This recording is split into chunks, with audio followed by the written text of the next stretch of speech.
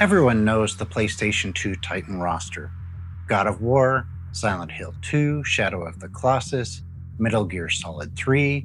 We've seen all the video essays, the retrospectives, and the tier lists. But the PS2 library isn't just massive, it's a bottomless ocean of over 4,000 titles. Buried underneath the hype, marketing budgets, and blockbuster noise are games that pushed the emotion engine to its absolute breaking point. Games that look so good, they look like they could be 7th gen titles, and play so well they put modern releases to shame. Yet, almost nobody talks about them. Today, we're digging up 5 criminally overlooked PS2 hidden gems that look and play like absolute magic. And because I want to see how these visual powerhouses hold up today on modern hardware, I'm running and capturing all of this footage native on the Retroid Pocket G2, scaled up to show off what these graphic engines were truly capable of. Let's dive in. First up is a game that holds a special place on this channel, Ghosthunter. Regular viewers know I actually covered this one in detail in a dedicated review, but when we're talking about PS2 games that look absurdly ahead of their time, leaving this off the list would be outright blasphemy. Developed by SCE Cambridge Studios, the mad geniuses behind Medieval, Ghosthunter was released in 2004, and visually it feels like an early Xbox 360 or PS3 title that somehow got printed on a PS2 DVD. Look closely at what this engine is doing. We're talking about real-time dynamic lighting, self-shadowing, volumetric fog, and water reflections that have no right existing on 2004 hardware. When you swing your flashlight across a dark corridor, the environments react instantly. Mechanically, it's a brilliant blend of Resident Evil 4's over-the-shoulder shooting and Ghostbusters. You weaken specters with conventional firearms and then toss out a pulse grenade to trap and tether them. On the Retroid Pocket G2 upscaled to double or triple resolution, the atmospheric particle effects and dense fog environments pop off the screen. If you want the full breakdown, definitely check out my full review on the channel after this video. But as a technical marvel, Ghosthunter remains top tier. 78.5, code 6. If you were gaming in 2005, you probably missed Urban Reign. Critics at the time brushed it off as a generic, shallow street brawler. They could not have been more wrong. Behind Urban Reign was Namco, and more specifically, the key team members behind Tekken and Soul Calibur. Instead of making a simple button masher, they took the depth, frame data weight, and precision of Tekken's combat system and shoved it into a multi-opponent 3D street brawler. The combat here is ridiculously fast and technical.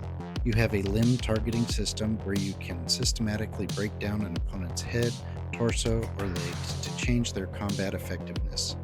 You've got wall rebounds, air cancels, high-low parries, dynamic weight grabs, and brutal double-team tandem moves with AI partners.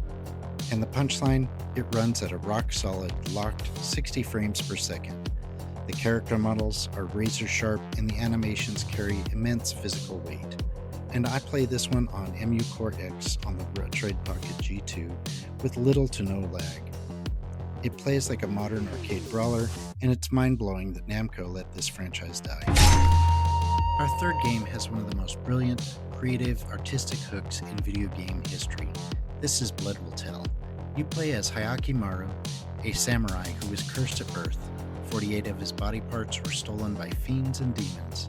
You start the game missing almost everything. You have prosthetic arms with hidden blades, a cannon in your leg, and machine guns built into your elbows. But more importantly, because you're missing your eyes and ears, the game starts in black and white and devoid of color, and missing major sound elements. Every time you hunt down and execute one of the 48 fiend bosses, you reclaim body parts. Reclaim your eyes, and the world slowly fills with vibrant color. Reclaim your ears, and sound effects and music layers start restoring themselves.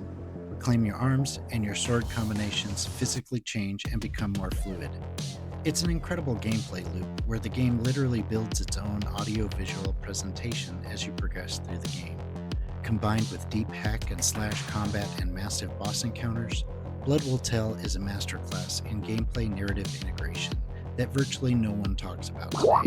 During the PS2 era, 3D platformers were everywhere. Jak and Daxter, Ratchet and Clank, and Sly Cooper ruled the roost. But in late 2004, a lesser-known title called Scalar dropped. It got tossed straight into the budget bin and was completely forgotten, which is a massive shame because Scalar is an absolute blast, and visually it's quite good.